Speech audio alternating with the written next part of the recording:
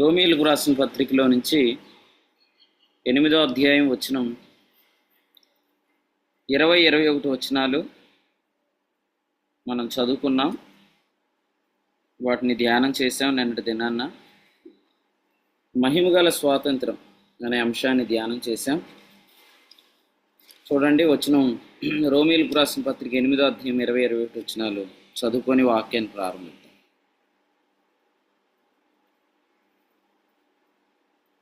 అవకాశం ఉన్నవాళ్ళు చదవండి.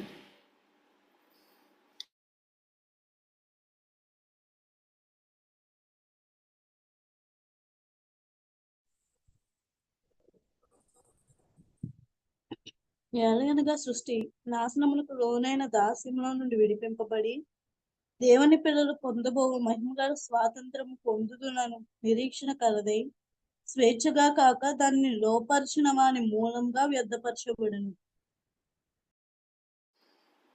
చూడండి, ఇక్కడ మహిమగల స్వాతంత్రం, సృష్టి పొందే మహిమగల స్వాతంత్రం ఎప్పుడంటే దేవుని కుమారుల ప్రత్యక్షత అనే మాట చూస్తున్నాం. దేవుని కుమారుల ప్రత్యక్షతనే 23వ వచనంలో మన దేహం యొక్క విమోచన అని చెప్పాడు. సో నేను మనం ధ్యానం చేశాం. దేహం యొక్క విమోచన అంటే ఇంతకుముందు మనం చెప్పుకున్నట్లుగా శరీరము తీసివేయవలనని కాదు, కానీ మర్త్యమైనది జీవము చేత మృంగివేయబడుట అని మనం నిన్న గతంలో ధ్యానం చేసిన సంగతి నిన్న జ్ఞాపకం చేసుకున్నాం. కాబట్టి సృష్టి పొందబోయే మహిమగల స్వాతంత్రం అంటే ఏమిటి అంటే, యేసుక్రీస్తునందు విశ్వాసం ఉంచి నీతిమంతులుగా తీర్చబడిన దేవుని కుమారులు వారు దేవునితో సమాధానపరచబడినందున మరి వారు ఎఫెసీ 1:14 చెప్పిన ఆ విమోచనం వారు పొందుతున్నప్పుడు, సో వారు సమాధానపరచబడిన సమస్తాన్ని పొందుతున్నారు అని మనం వరుస వర్తమానంలో నేర్చుకుంటున్నాం. సో నేను దాన్ని మరలా రిపీట్ చేయట్లేదు. కొలస్సీలకు రాసిన పత్రిక 1వ అధ్యాయంలో 23వ వచనంలో సువార్త వలన కలుగు నిరీక్షణ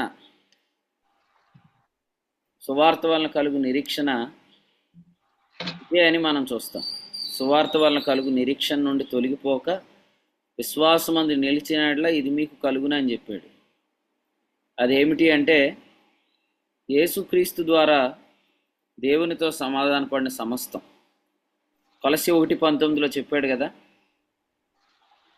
పరలోకమందున్నవైనను భూమి అందున్నవైనను సమస్తమును తనతో సమాధానపరచుకొనవలెనని తండ్రి అభిష్టమైనని. కాబట్టి యేసుక్రీస్తు ద్వారా దేవునితో సమాధానపరచబడిన సమస్తం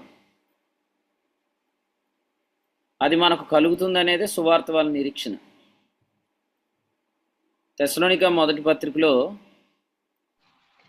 గొప్ప ఉపద్రవమందు తెస్సలోనికలో ఉన్నవారు సువార్తను అంగీకరించారంటే అర్థం ఏంటంటే, అక్కడ చెప్తున్నాడు పరిశుద్ధాత్మ వలన కలుగు ఆనందముతో అని. తెస్సలోనికలకు రాసిన 1వ పత్రికలో 1వ అధ్యాయంలో వచనం 6లో పరిశుద్ధాత్మ వలన కలుగు ఆనందముతో సువార్తను అంగీకరించారని చెప్పాడు. సో పరిశుద్ధాత్మ వలన ఆనందం ఎందుకు కలిగిందంటే, సువార్త వలన కలిగే నిరీక్షణ గురించి వారు విన్నారు. సో చాలాసార్లు సువార్తను ప్రకటిస్తున్నప్పుడు మనము సువార్తలో ఉన్న నిరీక్షణ గురించి మనం చెప్పం, కానీ అపోస్తుడైన పౌలు చెప్పాడు ఏమనంటే, మీ వద్దకు వచ్చిన సువార్త సత్యమును గూర్చిన బోధ వలన ఈ నిరీక్షణ గురించి మీరు వింటిరి అని కొలస్సీలకు రాసిన పత్రిక 1వ అధ్యాయం 5వ వచనంలో మనం చూస్తాం. చూడండి, ఒకసారి చదువుదాం, చదివి ముందుకెళ్దాం. కొలస్సీలకు రాసిన పత్రిక 1వ అధ్యాయం 5వ వచనం చదువుదాం. మీ యొద్దకు వచ్చిన సువార్త సత్యమును గూర్చిన బోధ వలన ఆ నిరీక్షణను గూర్చి మీరు ఇంతకు ముందు వింటిరి. ఆ నిరీక్షణ ఏ నిరీక్షణ అంటే 1:3 చెప్పాడు, పరలోకమందు మీ కొరకు ఉంచబడిన నిరీక్షణ. దాన్నే 1:23 చెప్పాడు, సువార్త వలన కలుగు నిరీక్షణ అదేమిటి అంటే సమాధానం కలగటం. 1:14 ఏమన్నాడు ఇక్కడ? విమోచనము. ఎఫెసీ 1:14 ఏమన్నాడు? విమోచనము కలుగుట అన్నాడు. దాన్నే కొలసి పత్రిక 1:23 ఏమన్నాడు? సమాధానం కలుగుట అన్నాడు. అంటే దేవుని కుమారులమైన మనకు వాగ్దానం చేయబడిన స్వాస్థ్యం కలుగుతున్నప్పుడు మనకు విమోచనము కలుగుతుంది. అంటే మన ప్రాపర్టీ మనకు కలుగుతుంది, విడిపించబడుతుంది. అది మనకు కలిగేదాన్ని సమాధానపరచబడిన సమస్తం కలుగుట అన్నాడు. దీనినే క్రీస్తునందున్న సర్వసంపూర్ణత అని కొలసి పత్రిక 1వ అధ్యాయం 19-20 వచనాలు చెప్పాడు. సో ఇది ఎవరికైతే కలుగుతుందో మరి వారు పేతురు 1:6లో చెప్పినట్లుగా ఆనందిస్తున్నారు. అయితే దాని గురించి ఎవరైతే విని యేసుప్రభుని నమ్మారో వాళ్ళు వాస్తవంగా పరిశుద్ధాత్మ వల్ల కలుగు ఆనందంతో సువార్తను అంగీకరించారు అని మనం చూస్తున్నాం. సో మీరు గమనించండి, ఈరోజు మనం యేసుప్రభుని నమ్ముకున్నాం. అయితే మనలో అందరికీ తెలియాల్సిన విషయం ఏంటంటే ఆదాము అవిధేయత వల్ల వ్యర్థపరచబడిన సృష్టి ఇప్పుడు దేవుని కుమారుల ప్రత్యక్షత కొరకు ఎదురు చూస్తుంది. అంటే అర్థం ఏంటంటే దేవుని కుమారులమైన మనం దానిని విడిపిస్తాము అని అది నమ్ముతుంది. దేవుని కుమారులమైన మనం దాన్ని ఎలా విడిపిస్తాం? దేవుని కుమారులమైన మనం దాన్ని ఎలా విడిపిస్తాము అంటే దేహ విమోచన మనం పొందినప్పుడు దానికి కూడా విడుదల కలుగుతుంది. ఎందుకంటే దేహ విమోచన, సృష్టి విమోచన ఈ రెండు కూడా ఒకే సంగతికి చెందినవి అన్నమాట. ఎందుకంటే దేహము వ్యర్థపరచబడిన సృష్టి వ్యర్థపరచబడిన సృష్టి. కాబట్టి మనం దేహ విమోచన పొందితే సృష్టికి విమోచన కలుగుతుంది, మహిమగల స్వాతంత్రం కలుగుతుంది. దేహ విమోచన మనం ఎప్పుడు పొందుతాం? యేసుప్రభు వచ్చినప్పుడా? యేసుప్రభు రాకముందేనా? అంటే దేహ విమోచన అంటే మర్త్యమైనది జీవం చేత మృంగివేయబడుట అని అర్థం చేసుకోగలిగితే కొరింథీయులకు రాసిన 2వ పత్రికలో 5వ అధ్యాయంలో మనం ఇంతకుముందు చదువుకున్నాం, ధ్యానం చేసాం కాబట్టి నేను వాటిని రిపీట్ చేయట్లేదు. 3-4 వచనాల్లో మర్త్యమైనది జీవము చేత మృంగివేయబడుట అన్నాడు దేహ విమోచనని. ఇది తీసివేయవలనని కాదు అన్నాడు. ఒకవేళ తీసివేయుట అనే అర్థం వస్తే దేహ విమోచన ఎప్పుడు? ప్రభు వచ్చినప్పుడు. మర్త్యమైనది జీవము చేత మృంగివేయబడుట అంటే ప్రస్తుతం ఇప్పుడే మనం అనుభవించవచ్చు. ఇప్పటి జీవంలోనే అది మనం అనుభవించవచ్చు. కాబట్టి దేవుని కుమారుల ప్రత్యక్షత కొరకు సృష్టి మిగులు ఆశతో తేరిచూచు కనిపెడుతుందంటే మర్త్యమైనది జీవము చేత మృంగివేయబడుతుంది అనే దాని కొరకై సృష్టి మిగులు ఆశతో తేరిచూచు కనిపెడుతుంది. విశ్వాసులమైన మనం మన సమాధానాన్ని పొందుకోకపోతే, విశ్వాసులమైన మనం మన విమోచనమును పొందుకోకపోతే, విశ్వాసులమైన మనం మన స్వాస్థ్యమును పొందుకోకపోతే మనము మహిమగల స్వాతంత్రం సృష్టికి కలిగించిన వారంగా ఉండమన్నమాట. అందుచేత ఈ విషయాలు మనం నిన్నటి దినాన్న వింటూ వచ్చాం. ఈరోజు వర్తమానంలో మనము రక్షణ అనే పదాన్ని ధ్యానం చేద్దాం. ఇది కూడా నిన్న మధ్యాహ్నం సహోదరులు అడిగారు కాబట్టి దాన్ని నేను జ్ఞాపకం చేస్తాను. అందరూ జాగ్రత్తగా వినండి. సో నీతి మరియు రక్షణ ఈ రెండిటికి తేడా ఏంటి? జస్టిఫికేషన్ అండ్ సాల్వేషన్, నీతి మరియు రక్షణ. చూడండి, తీతు పత్రిక 3వ అధ్యాయము 6వ వచనంలో మనం ఆయన కృప వలన నీతిమంతులముగా తీర్చబడి అని ఉంది. అయితే ఎఫెసీయులకు రాసిన పత్రిక 2:8 ఉంది, మీరు కృపచేతనే రక్షించబడ్డారు అని ఉంది. రక్షణ మరియు నీతి రెండు ఒకటి కాదు. రక్షణ నీతి అంటే అర్థాలు కూడా ఒకే విధంగా లేవు. మీరు చూస్తే నీతి అనేదానికి రక్షణ అనే దానికి కొంత డిఫరెన్స్ ఉంది, అది మనం అర్థం చేసుకోవాలి. రక్షణ అంటే ఏమని చెప్పాడంటే, ఎప్పుడైతే మనం యేసు ప్రభువుని నమ్మి నీతిమంతులుగా తీర్చబడ్డామో అప్పుడు మనం దేవునితో సమాధానపరచబడ్డాము. సో సమాధానపరచబడిన మనకు దేవుడు పరిశుద్ధాత్మనిచ్చాడు. ఈ పరిశుద్ధాత్ముడు మనకు ఎందుకు ఇవ్వబడ్డాడు అనంటే, నిత్య జీవమును గూర్చిన నిరీక్షణను బట్టి దానికి వారసుల మౌటుకే పరిశుద్ధాత్మ ఇవ్వబడ్డాడు. అంటే నీతిమంతుడు, రెండు నిత్య జీవం, ఈ రెండు కలిపితే రక్షణ. గమనించండి, నీతిమంతులుగా తీర్చబడిన వెంటనే మనం ఏమయ్యాం? రోమాపత్రిక 8:30 ఒకసారి చదవండి. ఇదే రోమీయులకు రాసిన పత్రిక 8:30 చదవండి. మరియు ఎవరిని ముందుగా నిర్ణయించనో వారిని పిలిచెను, ఎవరిని పిలిచెనో వారిని నీతిమంతులుగా తీర్చెను, ఎవరిని నీతిమంతులుగా తీర్చెనో వారిని మహిమపరచెను. రైట్. నీతిమంతులుగా తీర్చబడిన వారిని మహిమపరిచాడు. మహిమపరిచాడు అంటే అర్థం ఏంటి? దేవుని కుడిపార్శ్వమును కూర్చోబెట్టాడు. ఎందుకు దేవుని కుడిపార్శ్వాన్ని కూర్చోబెట్టాడంటే, ఎఫెసు పత్రిక 2:6 ఏమన్నాడు? క్రీస్తు యేసునందు ఆయన మనకు చేసిన ఉపకారము ద్వారా రాబో యుగములలో తన కృపా మహదేశ్వర్యమును కనుపరిచిన నిమిత్తం అన్నాడు. ఈ కృపా మహదేశ్వర్యమే నిత్య జీవమును గుర్చిన వాగ్దానం, క్రీస్తునందున్న సర్వసంపూర్ణత, సమాధానపరచబడిన సమస్తం, మన స్వాస్థ్యం. ఇదంతా వాగ్దానంలోనికి వస్తుంది. నీతిమంతులుగా తీర్చబడిన తర్వాత మనం మహిమపరచబడ్డాం అనే సంగతి వరకు మనం రావాలి. ఇది రక్షణ. నీతిమంతులుగా తీర్చబడిన వెంటనే మనం ఎందుకు మహిమపరచబడ్డామంటే వాగ్దానం కొరకు. కాబట్టి వాగ్దానం ప్లస్ నీతి రెండు కలిపితే దాన్ని రక్షణ అని అంటాం. కేవలం మనం యేసుప్రభువుని నమ్మి నీతిమంతులుగా తీర్చబడితే ఎక్కడ ఉండేవాళ్ళం? కుడిపార్శ్వాన్ని కూర్చుండుట అనే అనుభవం ఉంటుందా? వాగ్దానం లేదనుకోండి, నిత్య జీవమును గురించిన వాగ్దానం లేదు అనుకోండి, కృపా మహదేశ్వర్యమును మనకు కనుపరచుట అనేది లేదనుకోండి, క్రీస్తునందున్న సర్వసంపూర్ణత మనకు కలుగుట అనేది లేదనుకోండి, అసలు సువార్త వలన నిరీక్షణ ఏమీ లేదనుకోండి, దేహ విమోచన అంటే మర్త్యమైనది జీవము చేత మృంగివేయబడటం కాదనుకోండి, చెప్పండి, ఎప్పటి జీవమును గుర్చిన వాగ్దానం లేదు అనుకోండి, అప్పుడు నీతిమంతులుగా తీర్చబడిన వారు మహింపరచబడాల్సిన అవసరం ఉందంటారా?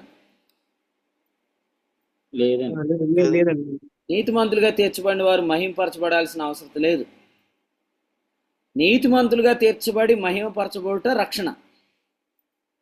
సో ఇప్పుడు చూడండి, కృపచేత నీతిమంతులుగా తీర్చబడ్డారు అన్న తర్వాత తీతుపత్రిక 3:6 కంప్లీట్ అయిందా? ఇంకేమైనా రాశాడా? ఒకసారి తీసి చూడండి. కృప వలన నీతిమంతులుగా తీర్చబడ్డారు అన్న తర్వాత ఆ వచనం అక్కడితో కంప్లీట్ అయిపోయిందా? ఇంకేమైనా రాశాడేమో చూడండి ఒకసారి. నిత్య జీవన కూర్చున్న నిరీక్షణను బట్టి అన్నాడు. ఆ నిత్య జీవం ఏంటి? వాగ్దానం. అంటే నీతి మరియు వాగ్దానం ఈ రెండు కలిపితే రక్షణ. సో తీతుపత్రిక 3:5 రక్షణ అని ఉందా? తీతు 3:5 రక్షణ అనే పదం ఉందా? రక్షణ అనే పదం ఉంది చూడండి. తీతుపత్రిక 3:5 రక్షణ అని చెప్పిన దానిలో నీతి, రెండు పరిశుద్ధాత్మ, ఈ ఇద్దరి గురించిన ప్రస్తావన ఉంది. ఇప్పుడు నీతిమంతులుగా తీర్చబడటానికి పరిశుద్ధాత్మ అవసరమా? నేను అనేది ఏంటంటే, మనలోనికి పరిశుద్ధాత్ముడు నీతిమంతునిగా తీర్చబడ్డాక వచ్చాడా, నీతిమంతులుగా తీర్చబడక ముందు వచ్చాడా? నీతిమంతులుగా తీర్చబడ్డాక వచ్చాడు. నీతిమంతులుగా తీర్చబడ్డాక వచ్చాడు. ఎందుకు వచ్చాడు? వాగ్దానం నిమిత్తం వచ్చాడు. కాబట్టి నీతి మరియు వాగ్దానం కలిపితే రక్షణ. సో రక్షణ అనే మాట ఎప్పుడైనా మాట్లాడుతున్నప్పుడు అందులో నీతి ఉంది మరియు జీవమును గుర్చిన వాగ్దానం ఉంది. గ్రహిస్తున్నారా? అందరికీ అర్థమవుతుందండి? మైక్ ఆన్ చేసుకొని చెప్పండి. అర్థమవుతుందా? అర్థమవుతుందండి. అర్థమవుతుంది. అర్థమవుతుంది. అర్థమవుతుంది. అర్థమవుతుంది. రైట్, ప్రభుకు స్తోత్రం. మళ్ళీ చెప్తున్నాను వినండి. మీరు తీతు పత్రిక 3:6లో కృప వలన నీతిమంతులుగా తీర్చబడ్డారు అన్నాడు కదా.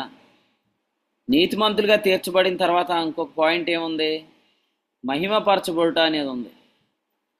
రోమాపత్రిక 8:30లో మహిమపరచబడుట.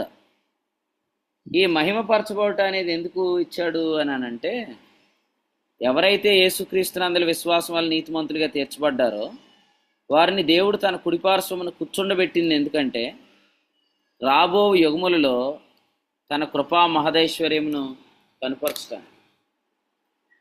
ఈ కృపా మహదైశ్వర్యాన్ని మనం అనుభవించడానికి మహిమపరచబడ్డాం. సో ఇలా మహిమపరచబడ్డాన్ని నీతిమంతులుగా తీర్చబడ్డాన్ని కలిపి రక్షణ అని అనాలి. సో మీరు ఎప్పటి నుంచి ఇలా చెప్పండి, యేసుక్రీస్తు నందలి విశ్వాసం ద్వారా. పాస్టర్ యేసు వరప్రసాద్ ఎవరండి?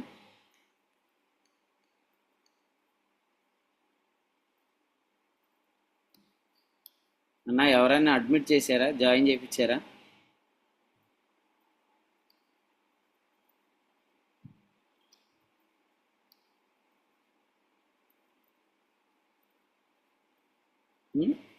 యేసు వరప్రసాద్ని ఎవరు జాయిన్ చేయించారండి?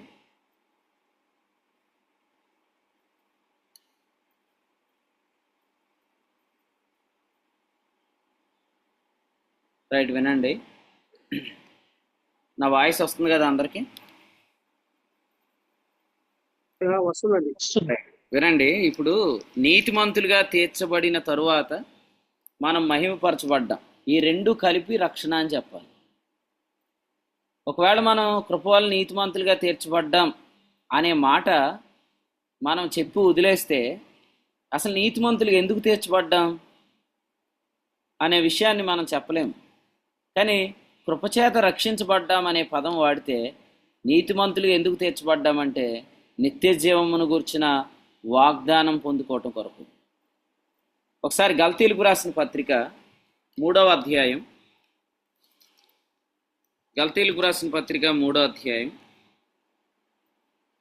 వచనం 13-14 వచనాలు చదువు. గల్తీలకు రాసిన పత్రిక 3వ అధ్యాయం వచనం 13-14 వచనం. ఆత్మను గూర్చిన వాగ్దానము విశ్వాసం వల్ల మనకు లభించినట్లు అబ్రహాం పొందిన ఆశీర్వచనం క్రీస్తు యేసు ద్వారా అన్నజనుల్లో కలుగుటకై క్రీస్తు మన కోసం శాపమై మన ధర్మశాస్త్రం యొక్క శాపం నుండి విమోచించాను. ఇందును గూర్చి మ్రాను మీద వేలాడిన ప్రతి వాడును శాపగ్రస్తుడు అని రాయబడి ఉన్నది. సో ఇటువంటి వచనాలు వచ్చినప్పుడు మనం చక్కగా ఆ వాక్యం అర్థం చేసుకునే ప్రయత్నం చేయాలి. అబ్రహాం పొందిన ఆశీర్వచనం ఏంటి? నీతిమంతుడు అవటమా లేదా నిత్య జీవమును గురించిన వాగ్దానమా? నిత్య జీవనం కూర్చున్న వాగ్దానం. జీవమును గురించిన వాగ్దానం. సో జీవమును గురించిన వాగ్దానం అంటే ఏంటి? విశ్వాసం వల్ల జీవించటం. విశ్వాసం వల్ల జీవించాలంటే విశ్వాస వాక్యం మనకు రావాలి, విశ్వాస మర్మం మనకు వెల్లడవ్వాలి. అందుకని ఆత్మను గురించిన వాగ్దానం ఇచ్చాడు.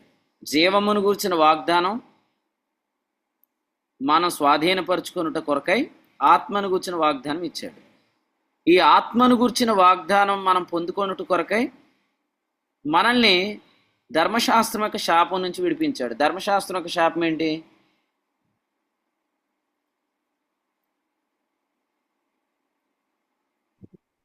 ధర్మశాస్త్రం బట్టి జీవించు. ధర్మశాస్త్రం వల్ల జీవించటం. ధర్మశాస్త్రం వల్ల ఎవరు జీవిస్తారు? నీతిమంతులు నిశ్చయిత లేని వారు. నిశ్చయిత లేని వారు జీవిస్తారు, నీతిమంతులు కాని వారు జీవిస్తారు కదా. సో అందుకని యేసు ప్రభువుని నమ్మగానే నీతిని ఇచ్చాడు. నీతిని ఎందుకు ఇచ్చాడంటే to stop the life according to the law. ధర్మశాస్త్రం వల్ల జీవించుటకు సమాప్తం చేయటానికి నీతిని మనకి ఇచ్చాడు. ఎప్పుడైతే నీతి ఇవ్వబడిందో వెంటనే పరిశుద్ధాత్మని ఇచ్చాడు. పరిశుద్ధాత్మని ఎందుకు ఇచ్చాడు? అబ్రహాం పొందిన ఆశీర్వచనం ఇవ్వటానికి. కాబట్టి ఈ కంప్లీట్ థింగ్ని శాల్వేషన్ అంట. విశ్వాసము ద్వారా కృపచేత రక్షించబడ్డారు. రక్షించబడ్డారు అంటే నీతిమంతులుగా తీర్చబడ్డారు, మహిమపరచబడ్డారు. లేదా నీతిమంతులుగా తీర్చబడ్డారు, ఆత్మను పొందారు. ఈ రెండు కలిపి చెప్పాలి. నేను మిమ్మల్ని ప్రశ్న అడుగుతున్నాను. విశ్వాసము ద్వారా కృపచేత రక్షించబడ్డాము అని చెప్పేవాళ్ళు నీతిమంతులుగా తీర్చబడ్డాము అని చెప్తున్నారా అందరూ? రెండో ప్రశ్న, విశ్వాసం ద్వారా కృపచేత రక్షించబడ్డాము అని చెప్తున్నవారు నీతిమంతులుగా తీర్చబడి మహిమపరచబడ్డామని చెప్తున్నారా అందరూ? సో నేను 2 ప్రశ్నలు అడిగాను, 2 ప్రశ్నలు కూడా సమాధానం చెప్పడానికి ప్రయత్నించండి. సో ఫస్ట్ క్వశ్చన్ ఏంటంటే, విశ్వాసము ద్వారా కృపచేతనే రక్షించబడ్డారు.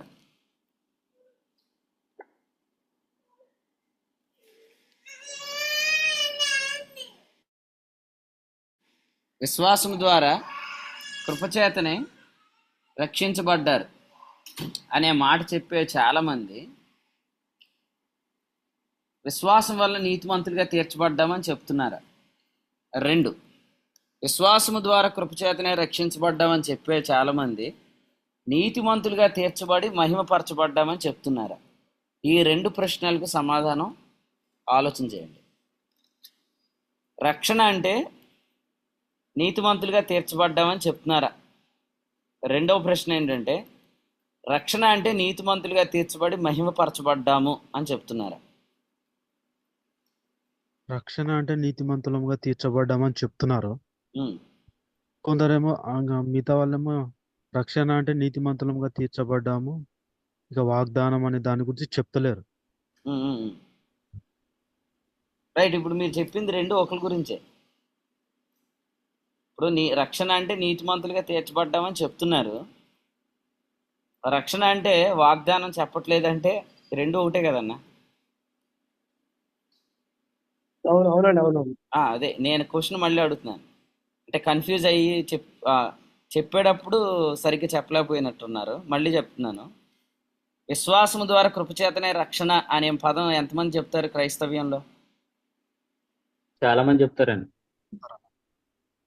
ఎఫెసీ 2:8 విశ్వాసము ద్వారానే కృపచేతనే మనం రక్షించబడ్డాం, క్రియల వల్ల కలిగేది ఇది వరమే అని చెప్పే వచనాన్ని ఎంతమంది చెప్తారు? అందరూ చెప్తారండి. కొందరు చెప్పారండి. అందరూ చెప్తారు తమ్ముడు. ఎవరు చెప్పరు అనుకుంటున్నావు నువ్వు? ఆ వచనాన్ని అందరూ వాడతారు. నువ్వు క్రైస్తవ్యంలో అందరూ చెప్తారు ఆ వచనం. భావం చెప్పకపోవచ్చు, నేను భావం గురించి అడగట్లా. వచనము పట్టుకొని మన వల్ల రక్షణ రాలేదు, ఆయన కృపే అనే పదాన్ని చాలా మంది వాడతారు. వాడరా? అవునండి, వాడతారు. అందరూ వాడతారండి. అందరూ వాడతారు. మీరు ఎఫెసీ 2:8 వాడిన వాళ్ళు ఎవరు లేరు. అయితే ఇందులో 2 కేటగిరీస్ ఉన్నారు. ఫస్ట్ కేటగిరీ ఏంటంటే, విశ్వాసం ద్వారా కృపచేత రక్షించబడ్డాము అనే పదం వాడుతున్న వారిని, అంటే మన విశ్వాసం వల్ల నీతిమంతులుగా తీర్చబడ్డాం కదంటే నీతిమంతులం ఎలాగైపోతాం అంటారు వాళ్ళు. ఇంకొకలేమో నీతిమంతులుగా తీర్చబడ్డాం, అదే విశ్వాసం ద్వారా రక్షణ అంటున్నారు. విశ్వాసం ద్వారా ఒకవేళ నీతిమంతులుగా తీర్చబడ్డమే రక్షణ అయితే అప్పుడు వాళ్ళు దేని గురించి మాట్లాడరు? వాగ్దానం గురించి కానీ పరిశుద్ధాత్మ గురించి కానీ మాట్లాడరు. ఎందుకు మాట్లాడరంటే నీతి మరియు రక్షణ ఈ 2 ఒకటే అనుకుంటున్నారు వాళ్ళు. కొందరేమో రక్షణ ఒప్పుకుంటారు, నీతిని ఒప్పుకోరు. కొంతమంది నీతే రక్షణ అంటారు. కానీ వీళ్ళిద్దరూ కాదు, కరెక్ట్ కాదు. రక్షణ పొందాము అంటే నీతిమంతులుగా తీర్చబడి మహిమపరచబడ్డామని అర్థం. అర్థమైందండి? రక్షణ పొందామంటే నీతిమంతులముగా తీర్చబడి మహిమపరచబడ్డా. అందుకని మీరు చూడండి, తీతు పత్రిక 3:5 రక్షణ అనే పదం చెప్పాడు. ముగింపులో చెప్పాడా, మొదట్లో చెప్పాడా? తీతు 3:5 చూడండి ఒకసారి. తీతు పత్రిక 3:5 ముగింపులో చెప్పాడు కదండి. నీతిమంతులుగా తీర్చబట్టం అనేది 6వ వచనంలో ప్రారంభంలో చెప్పాడు. ప్రారంభంలో చెప్పాడు. అది అబ్జర్వేషన్ మీరు చేయండి. రక్షణ అనేది ముగింపులో చెప్పాడు 5వ వచనంలో, 6లో ప్రారంభంలో చెప్పాడు. ఎందుకు చెప్పాడంటే రక్షణ అనే దానిలో 2 కవర్ అవ్వాలి. ఒకటి జస్టిఫికేషన్ అండ్ గ్లోరిఫికేషన్. శాల్వేషన్ అనేది జస్టిఫికేషన్ ప్లస్ గ్లోరిఫికేషన్. అర్థమైందా? ఇక్కడ గ్లోరిఫికేషన్ అంటే అది విశ్వాసం వల్ల నీతిమంతులుగా తీర్చబడిన వారు దేవుని కుడిపార్శ్వాన్ని కూర్చోబెట్టబడ్డారు. కొంతమంది గ్లోరిఫికేషన్ అంటే ఏమంటారు? యేసు ప్రభు వచ్చినప్పుడు పరలోకం వెళ్తామంటారు. యేసు ప్రభు వచ్చినప్పుడు పరలోకం వెళ్తాను అంటే అర్థం ఏంటంటే అంతవరకు వీళ్ళు ఇక్కడ ఫుట్బాల్ ఆడుకుంటారు మనతో. వెళ్తావా వెళ్ళవా అని ఒకడు, ఇంకొకడేమో నువ్వు ఎలాగైనా వెళ్తావు, ఎందుకంటే నీ పాపాలు ప్రభు పరిగణలోకి తీసుకోడు, నువ్వు చేసే పాపాలకు నువ్వు కారకుడు కాదు సాతాను కారకుడు అంటాడు ఇంకొకడు. సో వీళ్ళిద్దరి నుంచి మనం తప్పించబడాలి. ఇంకెవరైనా ఉంటే ఈ ట్రాప్లో బిలాము బోధ యెజబేలు బోధ ఒకటి కాదు, కానీ రిజల్ట్స్ ఒకటే. మొన్న కుమారదేవి వర్తమానంలో ప్రభువు నడిపించాడు. ఆ వర్తమానంలోకి మీరు వినండి, ఎవరైనా వినకపోతే. బిలాము బోధ యొక్క రిజల్ట్స్, యెజబేలు బోధ యొక్క రిజల్ట్స్ ఒకటే. బిలాము ఏం చేస్తున్నాడు? ఆశీర్వదించబడిన వారిని శపిస్తున్నాడు, అది ధర్మశాస్త్రోపదేశం. యెజబేలు ఏం చేస్తుంది? యెజబేలు క్రీస్తు న్యాయపీఠం దగ్గర తీర్పు లేదని బోధిస్తుంది. అంటే అర్థం ఏంటి? విశ్వాస చేసే పాపాలకు తీర్పు సాతాను పొందుతున్నాడని బోధిస్తుంది. సో అందువల్ల శాల్వేషన్ అనే దానిలో జస్టిఫికేషన్ అనేది జరిగింది అనేది ధర్మశాస్త్ర ఉపదేశకులు ఒప్పుకోరు. అలాగే శాల్వేషన్లో జస్టిఫికేషన్ ప్లస్ గ్లోరిఫికేషన్ రెండూ ఉన్నాయి అనేదేమో నీకోలైతులు ఒప్పుకోరు. సో మనమైతే క్లియర్గా అర్థం చేసుకోవాలి, justification and glorification is equal to salvation. అందరూ ఈ సూత్రం ఖచ్చితంగా గమనించండి. రక్షణ అనేదానికి నీతి అనేదానికి ఉన్న తేడా గమనించాలి. ఒకసారి మనం రోమీలకు రాసిన పత్రిక 10:10 చదువుదాం. రోమీలకు రాసిన పత్రిక 10వ అధ్యాయం 10వ వచనం. ఏలయనగా నీతి కలుగునట్లు మనుషుడు హృదయంలో విశ్వసించును, రక్షణ కలుగునట్లు నోటితో ఒప్పుకొను. చూడండి, ఇక్కడ మళ్ళీ నీతి రక్షణ రెండు కూడా సపరేట్గా రాశాడు. హృదయములో విశ్వసించాం నీతి కలుగునట్లు, నోటితో ఒప్పుకున్నాం రక్షణ కలుగునట్లు అని చెప్పాడు. కాబట్టి జస్టిఫికేషన్ గ్లోరిఫికేషన్ ఈ రెండు కూడా ఉన్నాయి. యేసుక్రీస్తును హృదయంలో విశ్వసించి మనం ఏమని ఒప్పుకున్నాం? నోటితో దేవుడు ఆయన మృత్యులోండి లేపాడని ఒప్పుకున్నాం. మృత్యులోండి లేపాడంటే ఎక్కడ కూర్చోబెట్టాడని ఒప్పుకున్నాం? దేవుడు మృత్యులోండి లేపాడు అనంటే దేవుడు లేపి తన కుమారుణ్ణి తన కుడిపార్శ్వాన్ని కూర్చోబెట్టుకున్నాడని ఒప్పుకున్నాం. కాబట్టి మనం రక్షించబడ్డాం. ఆయన మరణించాడు, మనం నీతిమంతులముగా తీర్చబడ్డాం. అయితే ఆయన లేపబడి పరలోకంలో కూర్చున్నాడు అని మనం ఎప్పుడైతే ఒప్పుకున్నామో మనం రక్షించబడ్డాం. వాస్తవంగా రక్షణ అనేది వాగ్దానంతో కలిపి చెప్తున్నాడు అన్నమాట. కానీ మీ విచిత్రం ఏంటంటే మీరు కృపచేతనే రక్షించబడ్డారనే దానిలో కొందరు అసలు వాగ్దానానికే మనం అర్హులం కాదన్నట్టు చెప్తారు, కొందరేమో అసలు వాగ్దానం గురించే చెప్పరు. కాబట్టి రక్షణ అనే మాట మీరు చెప్పండి నోటితో. రక్షణ అంటే మన ప్రభు అయిన యేసుక్రీస్తు పేరు. అది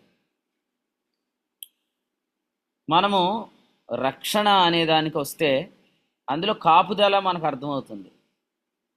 మీరు చూడండి, ఇప్పుడు కానీ సృష్టి మహిమగల స్వాతంత్రం పొందుతుందంటే, మర్త్యమైనది మా జీవం చేత మృంగివేయబడుతుందంటే దాని అర్థం ఏంటి?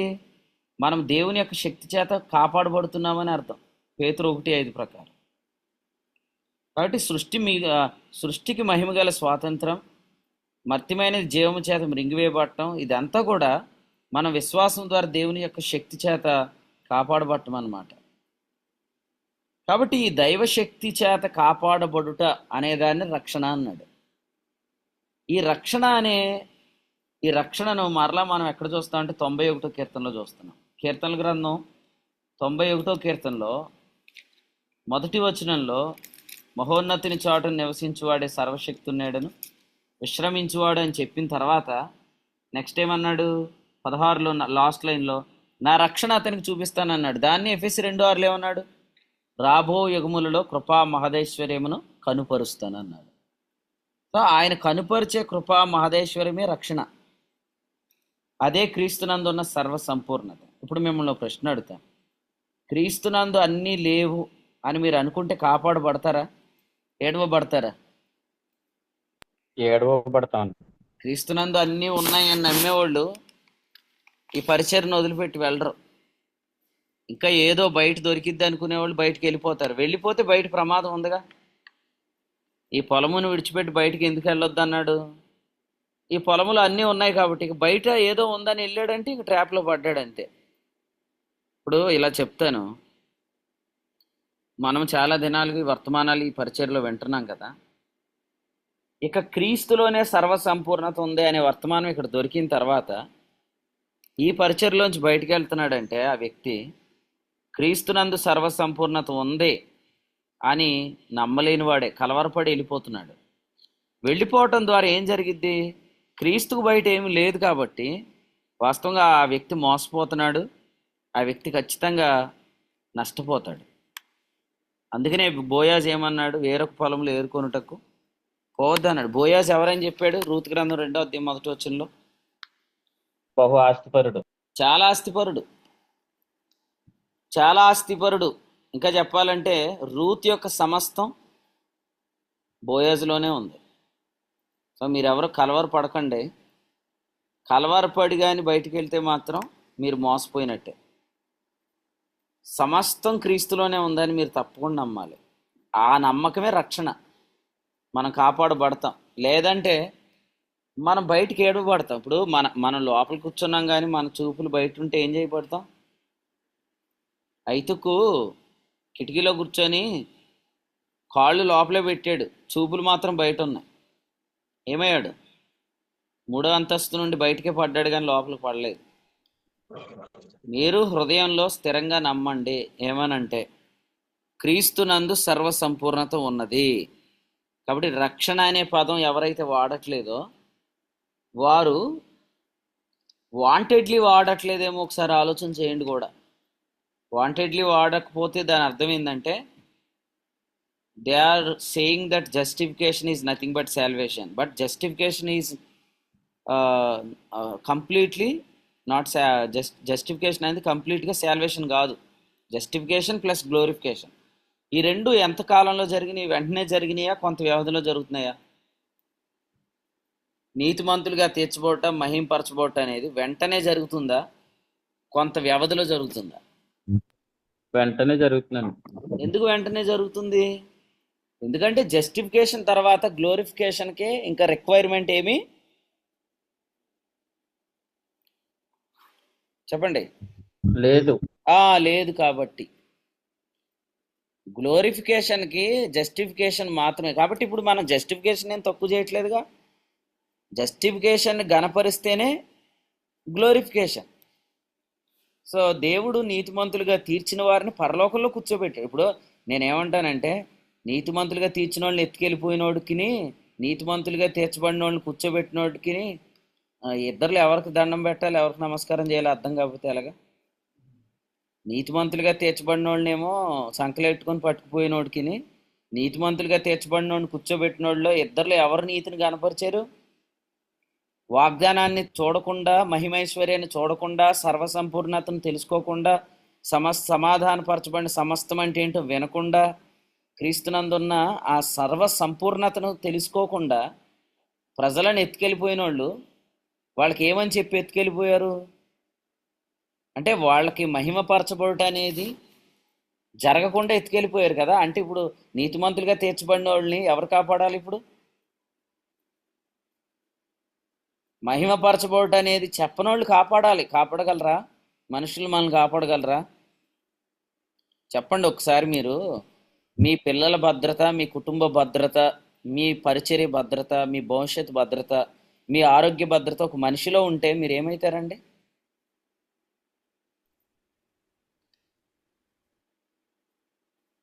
ఒక మనిషిలో మన పరిచర్య, మన భవిష్యత్తు, మన ఆరోగ్యం, మన ఆర్థిక విషయాలు అన్నీ ఉంటే మీరేమవుతారు? నష్టపోతామండి. నష్టపోతారు. ఇంకా భయపడరా? బెదిరిపోరా? ఏడవబడతారు. ఇంకోటి ఏంటంటే అసలు మనం భయపడతాం. ఎందుకంటే మనుషుడు ఏ పాటివాడు? మనుషుడు మనల్ని కాపాడతాడా? కాపాడగలడా? లేదు కదా. మీరు చూడండి, పిలిచిన వాని గూర్చిన అనుభవ జ్ఞానం మూలంగా తర్వాత కంప్లీట్ చేయండి. పిలిచిన వాని గూర్చిన అనుభవ జ్ఞానం మూలంగా తర్వాత కంప్లీట్ చేయండి. ఆయన దైవశక్తి. పేతురు 2వ పత్రిక 1వ అధ్యాయం 3-4 వచనాల్లో అనుభవ జ్ఞాన మూలముగా దైవశక్తి. ఇప్పుడు ఇప్పుడు మనల్ని పిలిచిన వాడు పిలిచిన పిలుపు యొక్క నిరీక్షణ ఏంటి? నీతిమంతులుగా తీర్చటమా? మీరు రోమాపత్రిక 8:30 చదివారుగా. ఆయన ఎవరిని పిలిచిన వారిని నీతిమంతులుగా తీర్చిన. పులి స్టాప్ ఉందా? లేదండి. లేదు. ఏముంది? వారిని మహిమపరచును. వారిని మహింపరచు. పిలిచింది నీతిమంతులుగా తీర్చడానికి కాదు, నీతిమంతులుగా తీర్చి మహింపరచటానికి. కాబట్టి పిలుపు యొక్క నిరీక్షణ ఏంటో మీరు తెలుసుకోకుండా, పిలిచిన వాని గురించిన అనుభవ జ్ఞానం లేకపోవటం వల్ల ఆయన దైవశక్తి మీరు తెలుసుకోలేరు. దైవశక్తిలో మా ఫ్యామిలీ ఉంది, ఇంక నాకు భయం ఏముంటుంది? కాబట్టి ఎలా ఉందంటే, దేవుడు అందరినీ శుభ్రంగా స్నానం చేపిస్తే స్నానం చేసిన వాళ్ళని ఎత్తుకొని వెళ్ళిపోయారండి. కానీ యేసుప్రభు ఏమంటున్నాడు? ఉండండిరా బాబు, ఆ స్నానం చేసిన వాళ్ళని ఉంచండి, నేను వాళ్ళకి ప్రతిరోజు కాళ్ళు కడుక్కుంటాను అంటున్నాడు. కాళ్ళు కడకాల్సిన అవసరం లేదు, స్నానం చేసినప్పుడే కాళ్ళు కూడా పవిత్రమైనవి అంటున్నారు వీళ్ళు. స్నానం చేసినప్పుడు కాళ్ళు పవిత్రమవుతాయా? కూర్చున్నప్పుడు కాళ్ళు కడుగుతాడా? ఆలోచన చేయండి. స్నానం చేయించింది ఎందుకంటే వాళ్ళు కూర్చోబెట్టింది ఎందుకంటే వాళ్ళు కాళ్ళు కడగటానికి. కాళ్ళు కడగాల్సిన అవసరం లేదని చెప్పాడు వాడు ఎవడు? పేతురు ఏమన్నాడు? నీవు నా పాదములు కడగవలసిన అవసరం లేదన్నాడు. ప్రభు ఏమన్నాడు? కడగకపోతే నా కార్యములలో లేదా నాలో నీకు పాలుపంపులు లేవన్నాడు. కాబట్టి పరిశుద్ధాత్మ కార్యములు కొరకై మనం కడగబడాలి. పరిశుద్ధాత్మ కార్యముల కొరకై కడగబడాలంటే మనం కూర్చోవాలంటే ముందు మనం స్నానం చేయాలి. కాబట్టి యేసుప్రభు స్నానం చేయించింది ఎందుకంటే పిల్లలకు శుభ్రంగా స్నానం చేయించి పౌడర్ రాస్తే పిల్లల్ని పట్టుకుపోయి ఆడెత్తారు కొంతమంది. అలాగే ఇప్పుడు ఏం చేశారంటే స్నానం చేసిన వాళ్ళని అట్టుకుపోయారు. ఈ పట్టుకుపోయిన వాళ్ళు ఎవరైతే ఉన్నారో వీళ్ళు శాల్వేషన్ జస్టిఫికేషన్ అని చెప్తున్నారు. Salvation is equal to justification plus glorification. అందరికి అర్థమైందా వాక్యం? అర్థమైన వాళ్ళు అర్థమైందని మైక్ ఆన్ చేసుకొని చెప్పండి.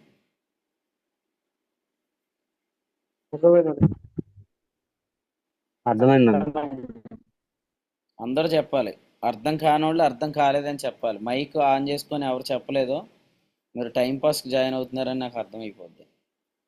అర్థమైన వాళ్ళు అర్థమైందని చెప్పండి, అర్థం కాని వాళ్ళు అర్థం కాలేదని చెప్పండి. నేను మళ్ళీ వివరంగా చెప్తాను.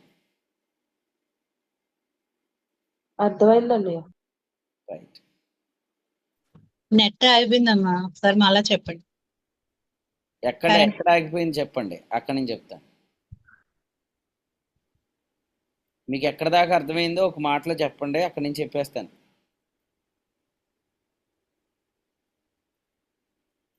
రక్షణ అంటే నీతిమంతులుగా తీర్చబడుట, మహిమపరచబడుట అని అర్థమైందా మీకు? అవునండి, అది అర్థమైంది. అదే. ఇప్పుడు నేను ఇందాక ఒక పాయింట్ చెప్పాను, అది మీకు చెప్తాను మళ్ళీ. ఇప్పుడు అందరూ వినండి, మళ్ళీ చెప్తున్నాను. కృపచేత రక్షించబడ్డాం అనేది క్రైస్తవ ప్రపంచం అంతా చెప్తారండి. అయితే కృపచేత రక్షించబడ్డామంటే కృప వలన నీతిమంతులుగా తీర్చబడలేదు అని చెప్పేది ఎవరు? ధర్మశాస్త్ర ఉపదేశకులు. కృపచేత రక్షించబడ్డామంటే నీతిమంతులుగా తీర్చబడ్డాం అని మాత్రమే చెప్పేది ఎవరు? రైట్. బిలాం బోధ ఏది ఇందులో? ధర్మశాస్త్ర ఉపదేశకులదే బిలాం బోధ. యెజబేలు బోధ ఎవరిది? నికోలైతుల బోధ. రైట్. ఇప్పుడు వినండి మళ్ళీ. శాల్వేషన్ అంటే జస్టిఫికేషన్ ప్లస్ గ్లోరిఫికేషన్. పిలిచిన పిలుపు రోమాపత్రిక 8:30 నీతిమంతులుగా తీర్చడానికి మాత్రమే కాదు, మహిమపరచడానికి పిలిచాడు. మహింపరిచింది ఎందుకంటే కృపామహదైశ్వర్యం కనుపరచడానికి, వాగ్దానాన్ని చూపించడానికి, క్రీస్తునందున్న సర్వసంపూర్ణత కలగటానికి, సృష్టి పొందాల్సిన మహిమగల స్వాతంత్రం సృష్టి పొందటానికి. సో ఇదంతా ఇప్పుడే జరుగుతుంది అని నమ్మేవాళ్ళు వినండి, ఇది ఇప్పుడే జరుగుతుంది అని నమ్మేవాళ్ళు సువార్త సత్యాన్ని గురించిన బోధలో ఉన్నవారు. ఇది ఇప్పుడు కాదు భవిష్యత్తులో జరుగుతుంది అని నమ్మేవాళ్ళు నీకోలైతుల బోధలో ఉన్నవారు. భవిష్యత్తులో జరుగుతుంది కానీ మనం ఉంటామో ఉండమో అనేవాళ్ళు ధర్మశాస్త్రం. అర్థమైందండి? ఇది ఖచ్చితంగా జరుగుతుంది, ఎందుకంటే దేవుడు మంచోడు కాబట్టి. కానీ నేను ఉంటానో లేదో తెలియదు, ఎందుకంటే నేను అంత మంచోడిని కాదంటాడు ధర్మశాస్త్ర ఉపదేశంలో ఉన్నవాడు. ఇంకొకడు ఏమంటాడంటే ఇది యేసుప్రభు వచ్చినప్పుడు జరుగుతుంది అంటాడు. ఎందుకంటాడు? అతని దృష్టిలో దేహ విమోచన అంటే శరీరం తీసివేయబడటమా, మృంగివేయబడటమా? తీసివేయబడటం. తీసివేయబడటం కాబట్టి అది ఇప్పుడు జరగదు అనుకుంటాడు. కానీ ప్రియులారా వినండి, ఇప్పుడే జరుగుతుంది. ఎందుకంటే గ్లోరిఫికేషన్ అంటే రోమా 8:30లో చెప్పిన గ్లోరిఫికేషన్ అంటే ఏంటంటే మహిమ శరీరం ధరించుకున్నాక అని కాదు. యేసు ప్రభు నమ్మిన వెంటనే మనం ప్రభుతో కూర్చోండబెట్టబడ్డాం. కాబట్టి విషయాలు స్పష్టంగా గ్రహించండి. ఈ పూటకి శాల్వేషన్ యొక్క డెఫినేషన్ అందరూ తెలుసుకోండి. Salvation is equal to justification plus glorification. రక్షణ అనగా నీతిమంతులుగా తీర్చబడి మహిమపరచబడుట అని మీరు గుర్తుపెట్టుకోండి, ధ్యానం చేయండి. మహిమపరచబడకపోతే, లేదా ఇలా చెప్దాం, నీతిమంతులుగా తీర్చబడ్డాం అని చెప్పి ఊరుకుంటే వీళ్ళని ఎవరు తీసిపోతారు? వీళ్ళని కాపాడుతామని చెప్పి తీసుకుపోతారు. కాపాడుతామని తీసుకెళ్ళిపోయిన వాళ్ళు కాపాడతారా? కాపాడగలరా? ఇప్పుడు ఇలా అంటాను, క్రీస్తునందున్న సర్వసంపూర్ణత వింటున్న మనం దురాశల చేత ఏడవబడకుండా కాపాడబడే కృప కలుగుతుంది. వాగ్దానాలు వస్తున్నాయి కాబట్టి వాగ్దానముల మూలముగా దురాశను అనుసరించడం వలన లోకమందున్న భ్రష్టను తప్పించుకుంటాం. అసలు క్రీస్తునందున్న సర్వసంపూర్ణతను గురించి చెప్పని పరిచర్యలో దురాశల నుంచి ఎలా తప్పిస్తారండి? నేను మిమ్మల్ని అడుగుతున్నాను, మీరు చెప్పండి నాకు. వాగ్దానములు కలుగని పరిచర్యలో అసలు కొంతమంది నీతే కలగదని చెప్పేవాళ్ళు ఉన్నారులే, నేను వాళ్ళ గురించి అనట్లే.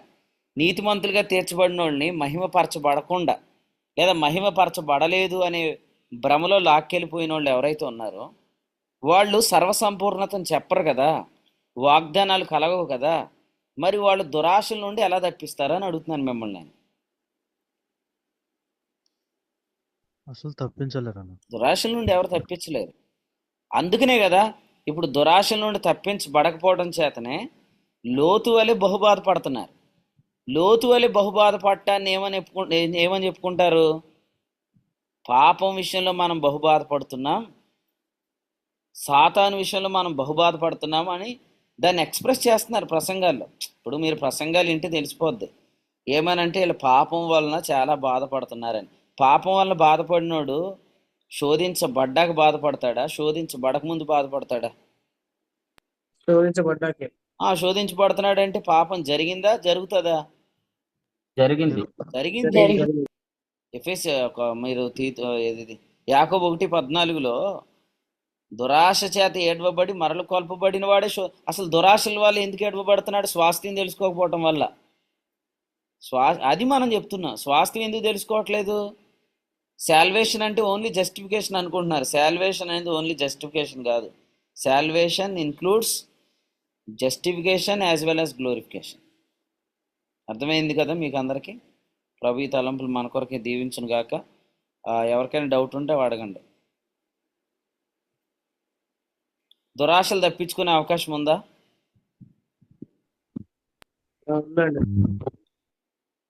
దురాశలు తప్పించుకోగలమా? తప్పించుకోగలం. దేన్ని తెలుసుకోవడం ద్వారా తప్పించుకోగలం? నిర్మలమైన, వాడబారని, అక్షయమైన మన స్వాస్థ్యం తెలుసుకోవటం వల్ల. అసలు మన ఆస్తి ఏంటో మనకు తెలిస్తే ఎవడో వచ్చి మనల్ని ఆశపెట్టేది ఏంటండి?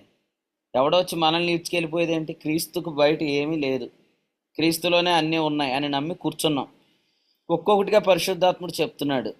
ఇక మనం ఎవరో ఏదో కొనుక్కున్నారని మత్సరము ఉండదు, మనకి అసూయ ఉండదు, పోరాటాలు ఉండవు, ఏడవబట్టం ఉండదు. ఎందుకంటే మనకే సమృద్ధి ఉంది కదా. అపేక్షించి ఏది కూడా మనం మాట్లాడడం, ఇచ్చకప్పు మాటలు ఉండవు, పోరాటాలు ఉండవు, యుద్ధాలు ఉండవు కదండి. కాబట్టి దురాశను తప్పించుకోవాలి తప్ప దురాశలో పడి శోధించబడి బహుబాధపడటం భక్తుల అనుభవాలని చెప్పకూడదు. లోతు భక్తుడా, నీతిమంతుడా? నీతిమంతుడే. భక్తులు అంటే ఎవరు? అబ్రహాం. అబ్రహాం అని కాదు, అది ఎగ్జాంపుల్. భక్తులు అంటే ఏమని రాశాడు నెక్స్ట్ రెఫరెన్స్ లో? శోధనలో ఉండి తప్పించబడేవారు అంట. కాబట్టి భక్తులు అంటే శోధనలో నుండి తప్పించబడేవారు. లోతు బహుబాధపడ్డాడంటే శోధనలో పడ్డాడు కాబట్టి బాధపడ్డాడు. ప్రభు ఈ తలంపులు దీవించును గాక. ప్రభు అందరికీ అర్థమయ్యేటట్టే బోధిస్తున్నాను. ప్రభు సహాయం చేస్తున్నాడు అనుకుంటున్నాను. ఒకవేళ ఎవరికైనా అర్థం కాకపోతే అర్థమైన వాళ్ళని అడిగి తెలుసుకోండి. వాక్యం అర్థం కావట్లేదు అని అంటే మాత్రం మీరు అడిగి తెలుసుకొని నేర్చుకోండి. ఎందుకంటే మనం మోసపరచబడలేదు అంటానికి మనకు వస్తున్న వర్తమానమే ఆధారం. మోసపరచబడ్డాము అని అంటే ఇంక మనం వాగ్దానాలు రావు మనకి. అప్పుడు ఇంక మనం ఎలా తప్పించుకుంటాం? దురాశను తప్పించుకోకుండా బహుబాధపడి నేను భక్తుడిని అని అనుకోవద్దు. భక్తుల అనుభవాల్లో పాపం విషయమైన శోధనలు ఉండవు. అది మనం గమనిద్దాం. ప్రభు మనందరికీ కృపను అనుగ్రహించి మన భక్తి పెరిగే కొద్దీ ఇంకా మనం అద్భుతమైన అనుభవాల్లోకి వెళ్తాం. ప్రభు మనకు నేర్పిస్తాడు. ఎవరైనా ముగింపు ప్రార్థన చేయండి.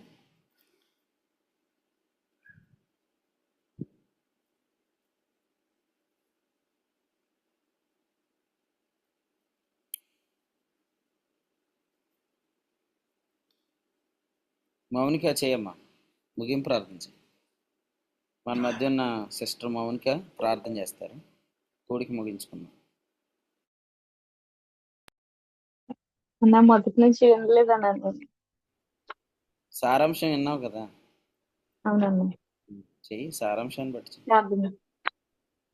మహాపరిశుద్ధుడైన దేవా, నీ ఘనమైన ఉన్నతమైన నామం బట్టి నీకు వందనాలు, స్తుతులు, స్తోత్రాలు ప్రభా. ఈ మధ్యకాల సమయంలో మీరు ఇచ్చిన తండ్రి నాన్న మాటలను బట్టి మేము స్తుతిస్తున్నాం ప్రభా. మేము ప్రభా నిన్ను ముఖాముఖిగా చూడడానికి, నీ స్వరమును వినడానికి మీరు మాకు ఇస్తున్న ఈ గొప్ప ధన్యతను బట్టి నీకే వందనాలు తెలియపరుచుకుంటున్నాం ప్రభా. ఆయన తండ్రి, విశ్వాసం ద్వారా కృప చేత రక్షించబడ్డామనే విషయాన్ని ప్రతి ఒక్కరూ తెలియజేస్తారు కానీ తర్వాత కలిగి నాయన తండ్రి నీతి విషయంలో ప్రభా చాలా మంది నాయన తండ్రి సేవకులు సైతం కూడా అభ్యంతరపడే నాయన తండ్రి విధానంలో ఉన్న ధర్మశాస్త్ర ఉపదేశకులను కూడా మేము చూస్తున్నాం ప్రభా. నాయన మీరైతే మమ్మల్ని ప్రేమించి నాయన తండ్రి కృప చేత మీరు మమ్మల్ని రక్షించుకున్నారు అనే విషయంతో పాటు నాయన తండ్రి మా రక్షణ తండ్రి ఏ రీతిగా మీరు అనుగ్రహించారో నాయన రక్షణ వల్లనే ప్రభా మేము మమ్మల్ని రక్షించుకున్నది తండ్రి. నాయన నీతిమంతునిగా తీర్చావు. నీతిమంతుని ద్వారా మమ్మల్ని మహింపరచడానికి ప్రభా మహింపరచబడిందా ఇప్పుడు మమ్మల్ని ఎందుకు మహింపరచావు అంటే నీ కుడిపాశాన కూర్చుండి పెట్టుకుని తండ్రి నా రక్షణ అతనికి చూపించదని అనేది ప్రభా క్రీస్తులో ఉన్న పూర్ణతను కూడా మాకు తెలియపరచడానికి అని ప్రభా మీరు మాట్లాడినందుకు నీ స్తోత్రంలో నాయన మీరు మమ్మలను నీతిమంతునిగా తీర్చి నాన్న తండ్రి మమ్మలను రక్షించుకుని మాకు ఇచ్చిన మహిమను బట్టి అలాగే మహిమలో కూర్చుండబెట్టుకుని ప్రభా మాకు ఇచ్చిన ఆ సర్వసంపూర్ణతను అంతటిని బట్టి కూడా నేను స్తుతిస్తున్నాము. నీ యందు విశ్వాసం ఉంచినప్పుడే ప్రభా మీరు మా హృదయంలో సమస్తాన్ని కుమరించారు కనుక నాయన అది ప్రభా ఆ కుమ్మరించబడిన సర్వ సంపూర్ణతను కూడా నాయన పరిశుద్ధాత్మ సహాయం ద్వారా మేము ఆత్మ అనుభవంలో తెలుసుకొని చూడగా తండ్రి నాయన ప్రభా అది మా దేహంలో మీరు ప్రత్యక్షపరచబోతున్నారని మేము నిరీక్షిస్తున్నాం తండ్రి. అందుని బట్టి నీకు వందనాలు. వింటున్న వాక్యం తండ్రి నాయన ప్రభా ప్రతి ఒక్కరిలో ఫలించినట్లుగా నీ కృప చూపించండి. ఇంత ఆత్మ అనుభవంలో మీరు మమ్మల్ని స్థిరపరుస్తున్నందుకు నీ స్తోత్రాలు తెలియపరుచుకుంటున్నాం తండ్రి. మధ్యకాల సమయంలో నాయన మరొక రోజు నాయన మీరు మరలా ఈ సాయంత్రం కూడా మీ సేవకుని ద్వారా మాట్లాడబోయే మాటల కొరకే మేము ఎదురు చూస్తుండగా తండ్రి నాయన ప్రభా ఇస్తున్న వర్తమానాలని తండ్రి ప్రతిదినం కూడా నాయన నమ్మరు వేసుకునే కృపను మీరు మాకు దయచేయమని ప్రార్థిస్తున్నాం తండ్రి. నాయన వింటున్న వర్తమానాలు తండ్రి జ్ఞాపకం ఉంచుకునే కృప కూడా మీరు మాకు దయచేయమని ప్రార్థిస్తున్నాం. ఎందుకంటే అది మాలో నాయన ఆల్రెడీ ముద్రించబడింది కనుక నాయన అది మా దేహంలో ప్రభావ మీరు నాయన అనుగ్రహించబోతున్నారని కూడా నిరీక్షిస్తున్నాం. అందుని బట్టి నీకు వందనాలు తెలియపరచుకుంటూ తండ్రి ఇచ్చిన ఈ తలంపులను బట్టి నీకు వందనాలు నాయన ప్రభా. మరొకసారి ఈ రీతిగా కూడుకునే కృపను మీరు మాకు అందరికి కూడా కలుగు చేయమని మా ప్రాణప్రియుడు మా రక్షకుడైన యేసుక్రీస్తునామమున ప్రార్థించి అడిగి వేడుకుంటున్నాను తండ్రి. ఆమేన్. వందనాలు. అందరికీ వందనాలండి.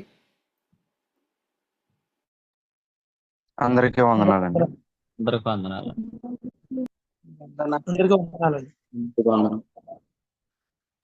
అందరికీ వందనాలు. అందరికీ వందనాలు. అందరికీ వందనాలండి. అందరికీ వందనాలండి.